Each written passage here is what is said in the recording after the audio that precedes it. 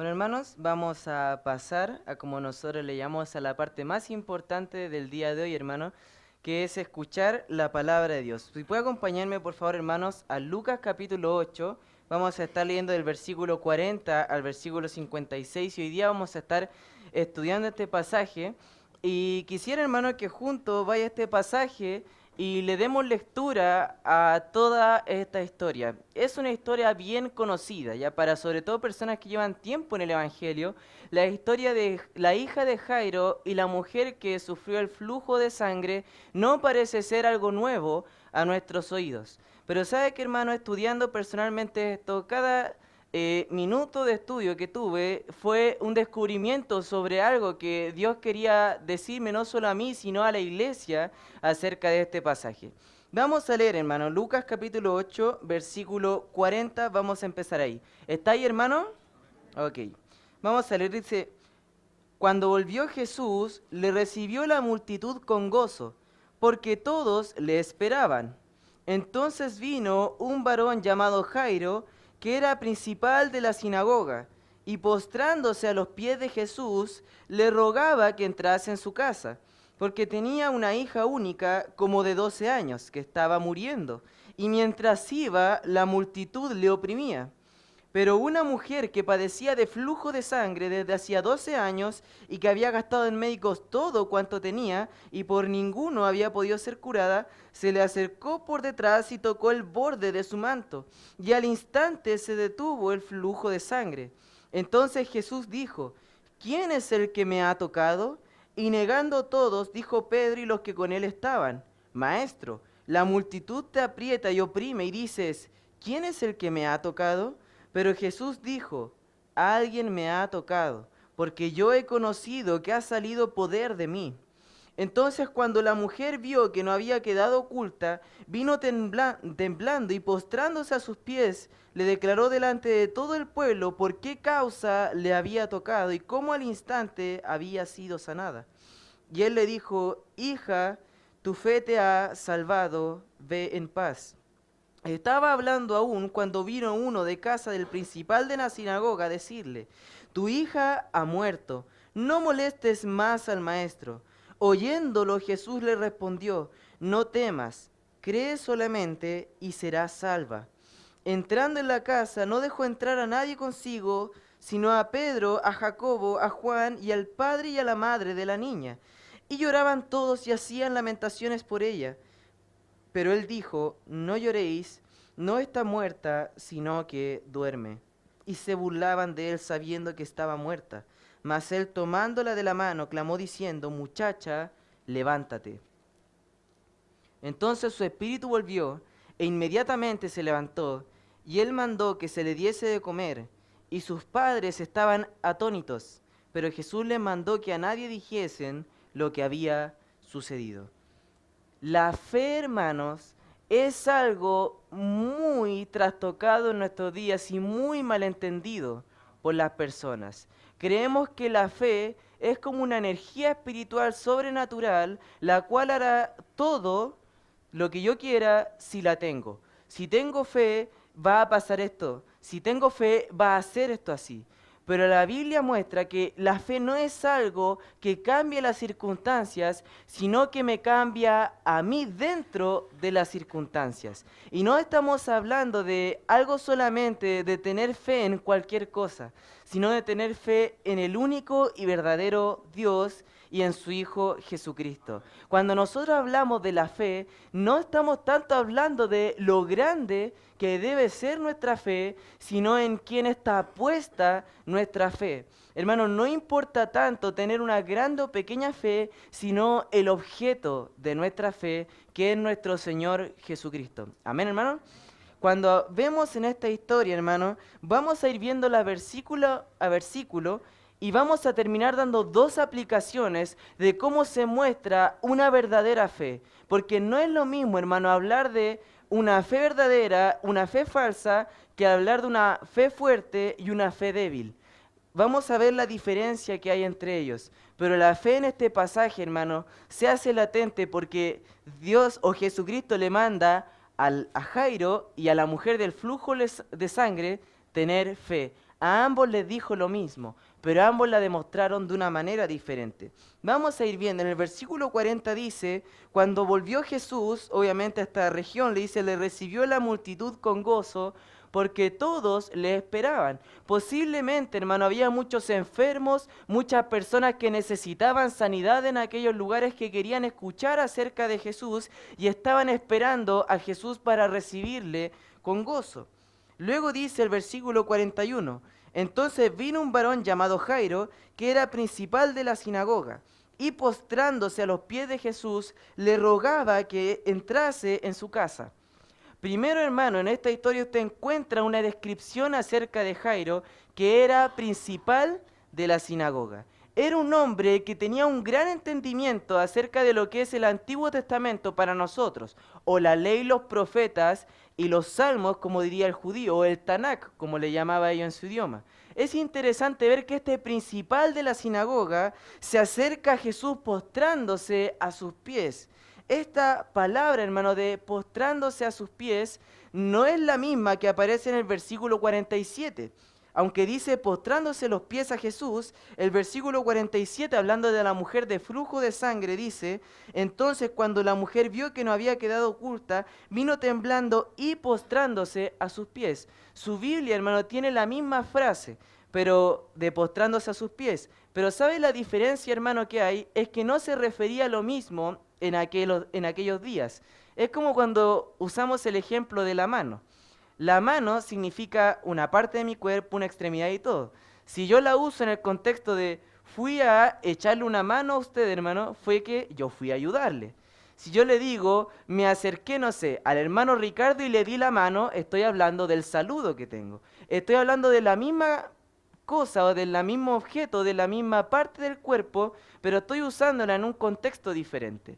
Y el contexto de este pasaje, cuando dice que Jairo se acercó a los pies de Jesús, es ese contexto que aparece en el joven Eutico, el cual cuando Pablo estaba predicando y se murió, la verdad, hermano, ese joven dice que se cayó muerto. Cuando dice acá que se postró a los pies de Jesús, es esa misma frase, que Jairo estaba tan destrozado por alguna razón que todavía no se nos explica, que él cayó casi muerto a los pies de Jesús, que ya estaba completamente desesperado, que ya no sabía qué más hacer y que él se encontraba con una desesperación tremenda que un principal de la sinagoga, el cual seguramente estaba aliado con aquellos que eran la oposición de Jesús o los opositores del ministerio del Mesías, él se acerca arrodillado ante Jesús. Él no le importó nada sino lo que estaba pasando en su corazón. Y luego el versículo 42 nos lo explica, dice, porque tenía una hija única, como de 12 años, que se estaba muriendo.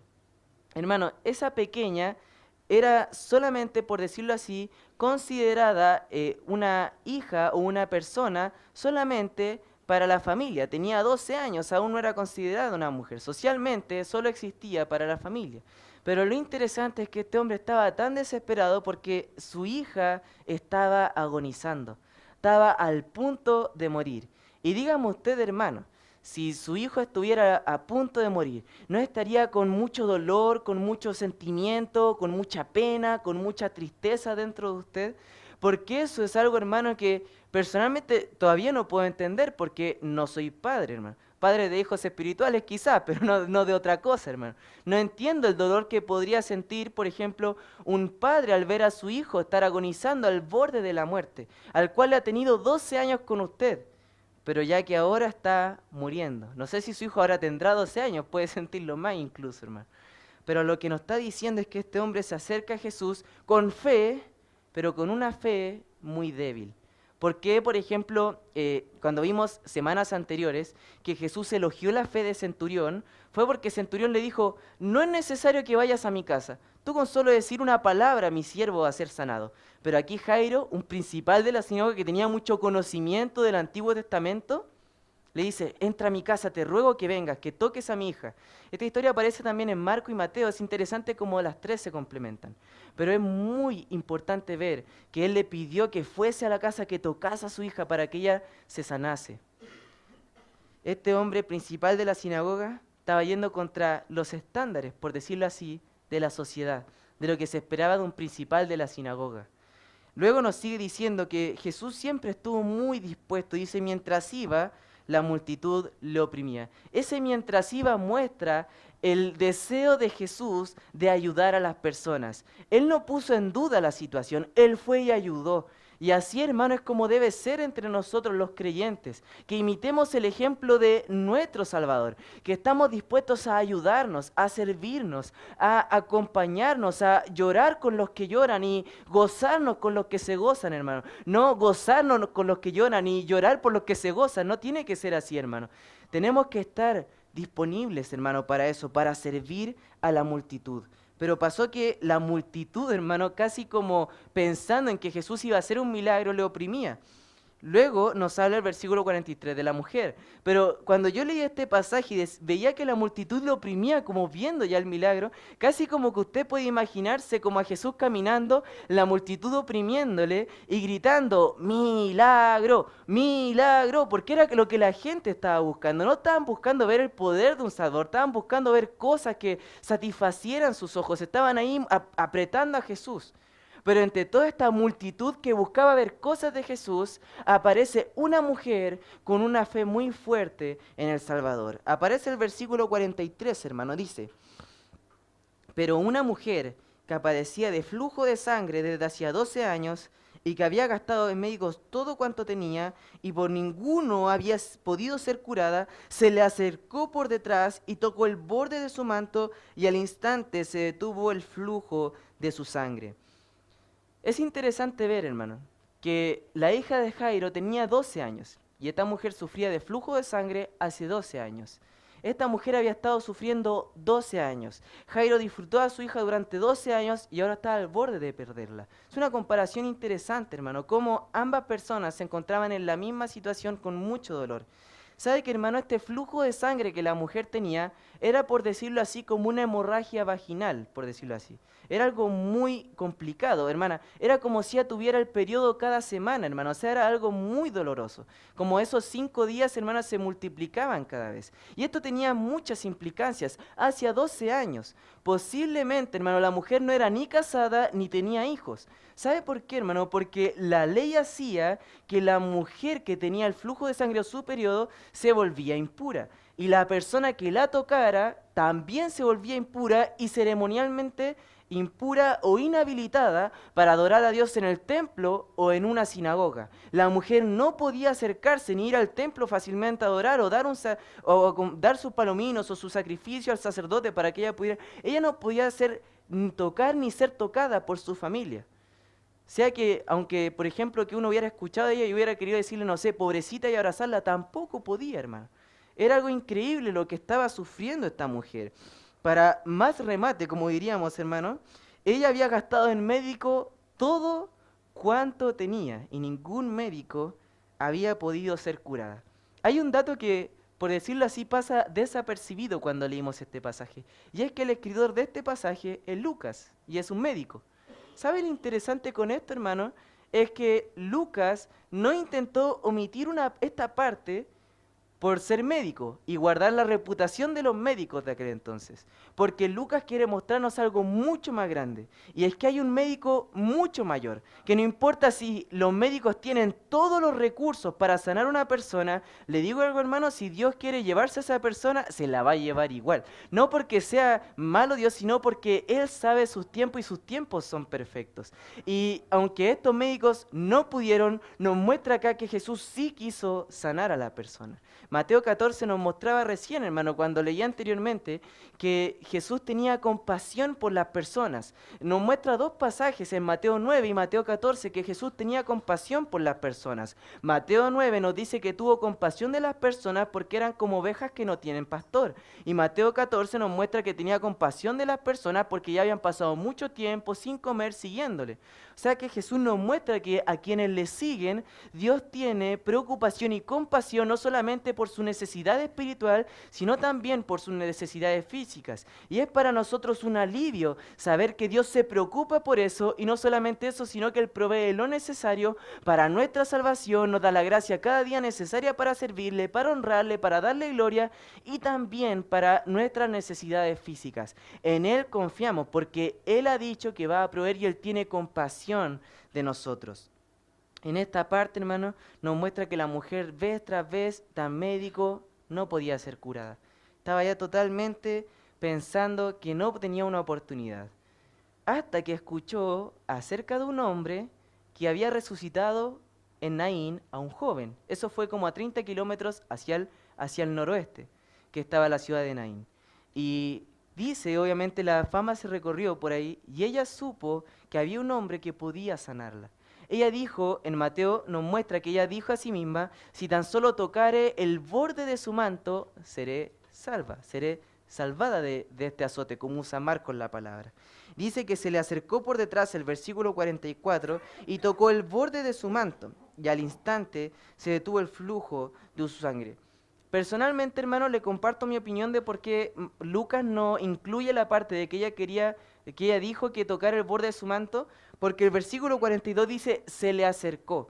Y esa palabra, se le acercó, hermano, no está haciendo referencia como que, por ejemplo, yo estaba acá, me movía acá y me acerqué a ustedes. No, hermano, es como cuando uno está de acuerdo con alguien, cuando uno confía en una persona, cuando yo me acerco a usted porque sé que usted me puede ayudar a mí, que yo me acerco a usted porque estoy de acuerdo con lo que usted es, con lo que usted ha dicho, yo me acerco a usted y sé que voy a recibir lo que yo estoy buscando, por decirlo así. Dice que la mujer ya sabía quién era Jesús, ella ya había creído en él, ella ya sabía el poder que él tenía y ella se acercó con toda esa fe, sabiendo quién era Jesús. Y cuando nosotros nos acercamos ante Jesús, hermano, debemos hacerlo con esa fe, sabiendo a quién vamos. No sabiendo, hermano, y pensando como yendo a la oración en la noche o durante el día diciendo, bueno, Señor, si tú eres Dios, bueno, haz lo que quieras o dame esto, o si dame... No, hermano, vamos con fe porque sabemos lo que Dios ha dicho que cumplirá en su palabra. Sabemos quién es Él, incluso con una necesidad, con una dificultad económica o con una dificultad matrimonial, una dificultad familiar, una dificultad física, una dificultad de salud. Hermano, usted puede orar al Señor y saber que si Él está haciendo pasar por esa situación, que Él le va a sacar en el momento preciso si Él quiere, porque sus tiempos son perfectos y Él tiene un propósito en cada cosa. ¿Sabe qué, hermano? El propósito de esta historia no es que usted vea a la mujer de flujo de sangre y diga, 12 años sufriendo ese dolor, 12 años siendo impura, 12 años siendo marginada por la sociedad, 12 años siendo así, hoy pobre mujer, qué triste, qué bueno que no tuve esa vida, qué bueno que no pude compartir con ella, qué bueno que yo no soy esa mujer. Pero hermano, esta historia no está para que nosotros digamos eso de esta mujer, sino que veamos la grandeza del poder de Dios, que veamos la grandeza que tiene la fe en Jesucristo y la confianza en su plan y cómo Dios lleva a cabo su plan en Jesucristo con esta mujer. Esta mujer está ahí para recordarnos, hermano, que no importa las situaciones que pasemos, nuestro Dios es más grande. Amén, hermano, que no importa si yo estoy pasando una dificultad de salud, mi Dios es más grande. Y que no importa si yo estoy pasando la dificultad que sea, mi Dios es más grande que esa dificultad. Y luego nos sigue diciendo en el versículo 45, entonces Jesús dijo, ¿quién es el que me ha tocado? Y entre paréntesis, hermanos, debemos recordar que Jesucristo era Dios y sabía quién la había tocado. Pero él está buscando a esta mujer, que ella haga algo, que ella reaccione de alguna manera. Y ha sido como un paréntesis porque estamos en la historia de Jairo y su hija y ahora entra esta mujer a escena. Y nos entra a comparar un poco la fe de ambas personas, pero cómo se demuestra la fe verdadera. Y luego nos sigue diciendo el versículo 45, y negando todos, dijo Pedro y los que con él estaban, Maestro, la multitud te aprieta y oprime, y dices, ¿quién es el que me ha tocado? Es interesante, ¿no? Porque tiene mucho sentido lo que dice Pedro. La multitud, ya sabemos, en el versículo 42 dice que le oprimía, iban todos apretados, entonces Jesús dice, ¿quién es el que me ha tocado? Pero Jesús está haciendo la pregunta porque sabe que hay una persona que le ha tocado voluntariamente y no que ha estado como la multitud, por decirlo así. Hay muchos de las personas que leí acerca de este pasaje que muchos decían que a veces eso se compara a la gente en la iglesia. que hay muchas personas, y nos puede pasar, hermano, y me ha pasado, para que no piense que estoy como tirando un palo y no hacia mí, de que estamos en la iglesia como sin esa voluntad, sin como esta mujer buscando ser intencional en buscar a Jesús. Estamos ahí nomás, como la multitud, pero no estamos buscando escuchar de Jesús o saber de Él. No estamos buscando que nuestra fe crezca con Él. Estamos ahí porque tenemos que estar ahí o porque vamos a ver algo. Pero nos muestra que esta mujer fue intencional en su búsqueda de Jesús. Ella quiso saber de Jesús, ella confió en Él y se acercó y tocó el borde de su manto. Luego nos dice el versículo 46, pero Jesús dijo, alguien me ha tocado, porque yo he conocido que ha salido poder de mí. Luego el versículo 47 dice, entonces cuando la mujer vio que no había quedado oculta, vino temblando y postrándose a sus pies le declaró delante de todo el pueblo por qué causa le había tocado y cómo al instante había sido sanada. ¿Sabe lo que hizo esta mujer en el momento que Jesús dijo, yo sé que alguien me ha tocado intencionalmente, yo sé que poder ha salido de mí? Jesús le dio la oportunidad a esta mujer que, temblando con un temor reverencial, se acercara a él y diera voces o diera testimonio de lo que había pasado en su vida ante los demás, que diera testimonio del poder de Jesucristo a toda esa multitud, quizás incrédula, que se acercaba ante Jesús. Hermano, el temor reverencial que tenemos por el Señor no impide que hablemos a otras personas de su obra. O el temor que tenemos a veces, hermano, en nuestro ser no impide que no seamos evangelistas y que hablemos el Evangelio. Hermanos, nadie va a llegar al cielo diciendo, Señor, no compartí tu Evangelio porque tuve temor. Yo no compartí el Evangelio porque me daba miedo, porque yo soy muy introvertido. Tú me conoces, Señor, tú me hiciste así. O porque yo, Señor, tenía mucho, me cuesta hablar, soy un poco tímido. Hermano, la mujer de flujo de sangre, imagínese cómo estaba ella temblando con lo que había pasado y quizás sin hablar y habló del Evangelio, habló de la palabra del Señor, habló del poder de Dios sobre su enfermedad a las personas que estaban ahí con él. Y ella dio un gran testimonio. Y el versículo 48 dice, y él le dijo, hija, tu fe te ha salvado, ve en paz. Ella cuando usa esa palabra postrándose a sus pies anteriormente, como le había mencionado anteriormente, es diferente, hermano, a la palabra que usó para Jairo. Cuando dice postrándose a sus pies, dice esa palabra postrarse es como la que usaban para postrarse, para adorar. Y luego dice a sus pies. Y en esa palabra de pies es como refiriéndose a su persona. ¿No es que a veces se refiere eso la palabra de Dios con un cuerpo hacia Dios? La diestra de tu justicia, o tu cabeza, o tu espalda. Y en este caso usa los pies de Jesús en referencia a su persona. Ella se arrodilló ante Dios en adoración. Se arrodilló ante Jesús en adoración, sabiendo quién era ante su persona. Hermano, alguien que tiene una verdadera fe, no hablo de fe grande ni de fe pequeña, alguien que tiene una verdadera fe, confía en el Señor y habla de esa fe, habla de ese Dios, habla de ese Jesús, de ese Salvador a otras personas. Usa las oportunidades que tiene para hablar hacia otra persona. Y aquí llega el versículo 49, la triste noticia, y dice, estaba hablando aún cuando vino uno de casa del principal de la sinagoga a decirle, tu hija ha muerto, no molestes más al maestro. ¿Sabe qué, hermano? Hay una historia bien famosa de dos niños que estaban patinando en el hielo. Estaban los dos niños patinando en el hielo y el hielo se rompió y un niño empezó a ahogarse.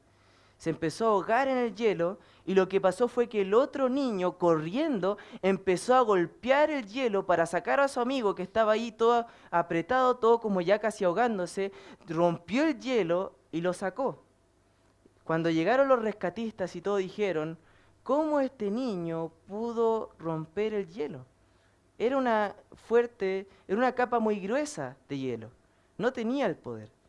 Pero cuando la gente vio al niño, dijo, en ese momento no hubo nadie para decirle que no podía hacerlo.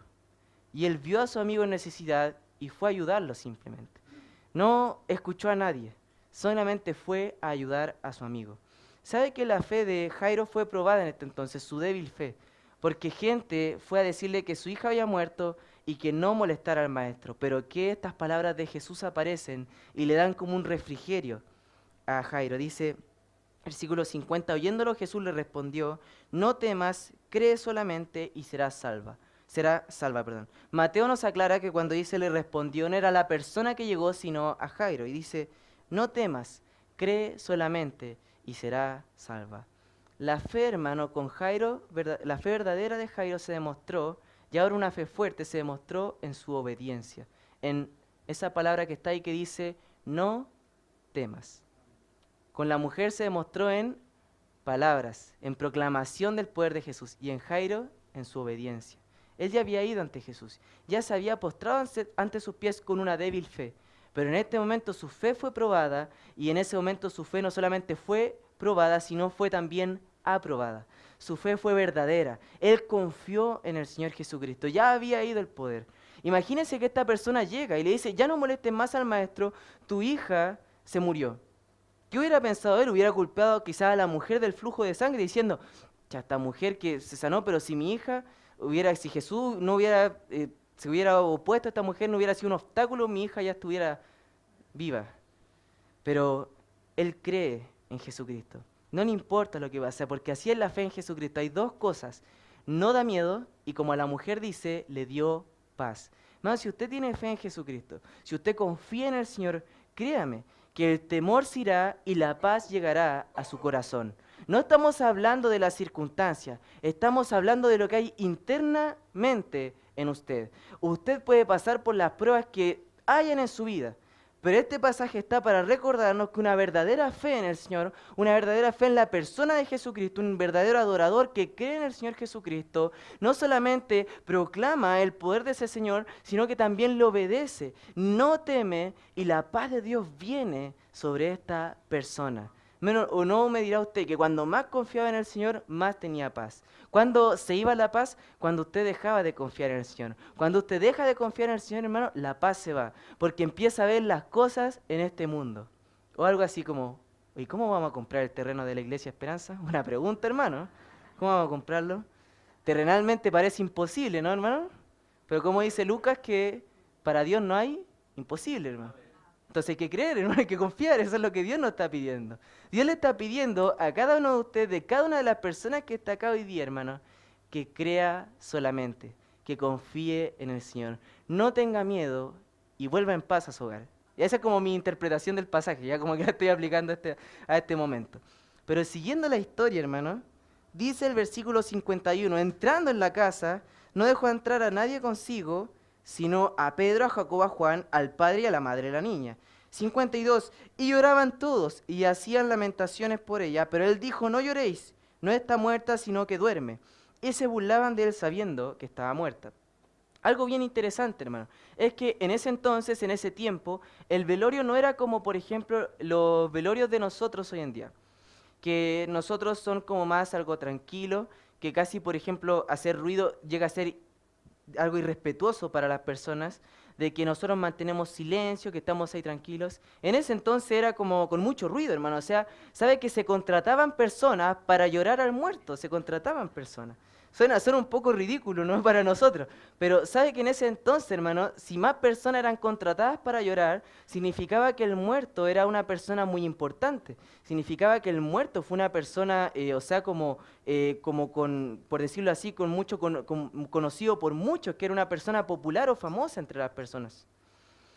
Por eso cuando Jesús le dice, no está muerta, sino duerme, ellos se burlan. ¿Se imagina usted eso? La familia, no creo que la familia haya sido la que se burló, la que se empezó a reír en el momento, sino que eran personas contratadas, personas que estaban ahí, que estaban llorando acerca de esto.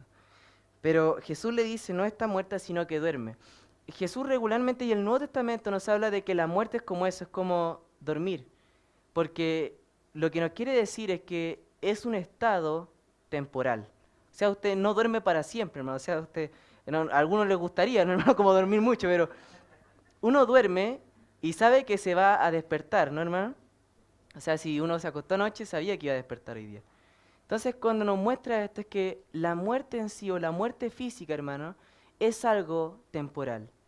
Y quiero darle paz con esto, hermano. Si usted, por ejemplo, ha pasado por tristeza de un familiar cercano el cual era creyente y todos sabemos, hermano, que la muerte de esa persona es temporal y que un día le veremos en la presencia del Señor. Que la Biblia aclara que un creyente, su cuerpo duerme, pero ya no morirá espiritualmente, sino que su alma no descansa y va con el Señor. Entonces, hermano, es de tranquilidad saber que eso ocurre en nuestra vida. Pero estas personas, a pesar de que se burlaban, dice el versículo 54, mas él, tomándola de la mano, clamó diciendo, muchacha, levántale, o el famoso Talita Cumi, que aparece en Mateo. 55 dice, entonces su espíritu volvió. Regularmente la Biblia usa la palabra espíritu como para su alma que vuelve al cuerpo. Y dice, e inmediatamente se levantó y él mandó que se le diese de comer. Mandó a que se le diese de comer para que estas personas que se estaban burlando y riendo de que Jesús dijo eso, vieran que no era un espíritu, sino que era una persona normal, resucitada, completa, en todo. Y luego dice el versículo 56, y sus padres estaban atónitos o fuera de sí. Y luego dice, pero Jesús les mandó que a nadie dijesen lo que había sucedido. Mateo, hermano, dice que se divulgó por todos lados, entonces, bueno, ahí no obedecieron, antes sí, pero ahí no. No, broma, hermano. Pero ¿sabe lo que nos muestra esto? Que Jairo y la mujer del flujo de sangre tuvieron fe en Jesús. Ambos fueron probados. ¿Cómo fue probado Jairo? Cuando le dijeron, tu hija ya murió, no molesten más al maestro, no sigas más a Jesús. ¿Te pasó esto en tu vida? ¿Por qué sigues a Jesús? Mira todo lo malo que te ha pasado. ¿Por qué sigues yendo a la iglesia? Y esta mujer fue algo diferente. Ella creyó en Jesús, pero temblaba, tenía miedo. Pero ella fue y proclamó con sus palabras lo que internamente Jesús le había sanado. Imagínese que con esas palabras ella no solamente fue restaurada espiritualmente, sino también socialmente y religiosamente fue restaurada. La hija de Jairo fue restaurada completamente de la muerte. Ya habían traído, por decirlo así, muertos a la vida. Ya estaba el ejemplo del hijo de la viuda de Naín. Pero sabemos, hermanos, que los milagros no son algo, por ejemplo, así, algo como que es para todas las personas igual. Hemos escuchado de gente que ha orado por la enfermedad de una persona y la persona ha sanado. Y hemos visto que hay personas que han orado por la enfermedad de una persona y la persona ha muerto. O sea, no es siempre, hermano. No es una verdad transversal, por decirlo así. Sino que depende de cada persona y de cada situación en la que Dios quiera ser glorificado. Y en esta situación, hermano, Dios fue glorificado por una mujer que confió, creyó en Jesucristo, se acercó confiando en Él y proclamó a este Salvador. Y también fue glorificado en un hombre que a pesar de su débil fe, de acercarse a Jesús ahí como dudando, pero que su fe fue probada, obedeció al Señor, creyó y su hija fue sanada. Esta historia, hermano, está para decirnos a nosotros que una verdadera fe se muestra en obediencia y en proclamación de la persona, el objeto de nuestra fe, que es Jesucristo. Hermano, hoy día Jesucristo le dice a usted, tenga fe, no tema, vaya en paz. Hermano, yo no sé cuál será la situación en la que usted se encuentra ahora. No sé las pruebas que usted haya estado pasando, de verdad. No sé, yo tengo mis luchas, hermano. Usted también tiene sus luchas. Pero hoy día Dios nos dice algo para todos nosotros. Esta sí es una verdad transversal. Tenga fe, hermano. No tema, crea solamente y vaya en paz. Vaya en paz hacia su casa, hermano, creyendo en la persona del Señor Jesucristo. Vaya a su casa creyendo en su Señor y en su Salvador. Vaya a su casa creyendo en su Dios y vea cómo Dios les da paz en esa situación. Dios no solamente nos promete que nos va a dar paz, sino que Él quiere darnos paz. En esta situación, hermano, Jesucristo no solamente podía sanar, no solamente podía salvar, no solamente podía resucitar, sino más bien Jesús quería salvar, Jesús quería sanar, Jesús quería resucitar. Jesús quiere hoy día tener esa relación con nosotros, esa relación de confianza en que usted confíe en Él en todo sentido y verá la mano de Dios en usted, en su vida, en su familia, en todo, hermano. Esta mujer lo vio en su vida, lo vio en su persona y Jairo lo vio en su familia, en sus cercanos. Hermano, tenga fe, no deje que su fe decaiga, alimente su fe, que su fe crezca y que sea siempre una fe genuina en su Salvador. ¿Usted cree en el Señor Jesucristo, hermano? Demuestre esa fe cada día. Esa fe tiene que ser probada, así como la mujer del flujo de sangre y Jairo a través de su hija, hermano. Que nuestra fe sea aprobada y podamos decirle un día al Señor, gracias, Señor, por darme esta palabra que me ayudó a caminar en fe cada día de mi vida. Vamos a orar, hermano. Padre amado, Señor, quiero darte las gracias en este día. Quiero darte las gracias por este tiempo que hemos tenido escuchando tu palabra. Quiero darte las gracias porque tu palabra, Señor, ha sido la que nos ha hablado, Señor, a nuestro corazón el día de hoy. Y te pido, Señor, para que este mensaje que hemos tenido sea de aplicación inmediata para nosotros, Señor. Que nosotros confiemos en ti sabiendo, Señor, que tú nos has prometido darnos paz, darnos tranquilidad. Que no debemos temer, Señor, en las pruebas o en las cosas que puedan pasar en nuestra vida. Y que nosotros, Señor, podamos confiar en ti por sobre todas las cosas, Señor. Te pido, Señor, que esta historia, Señor, sea para nosotros un refrigerio espiritual y de ánimo para nosotros.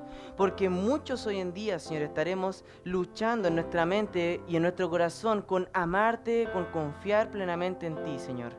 Y quiero que nuestras vidas y nuestros corazones sean corazones completamente confiados en ti, Señor.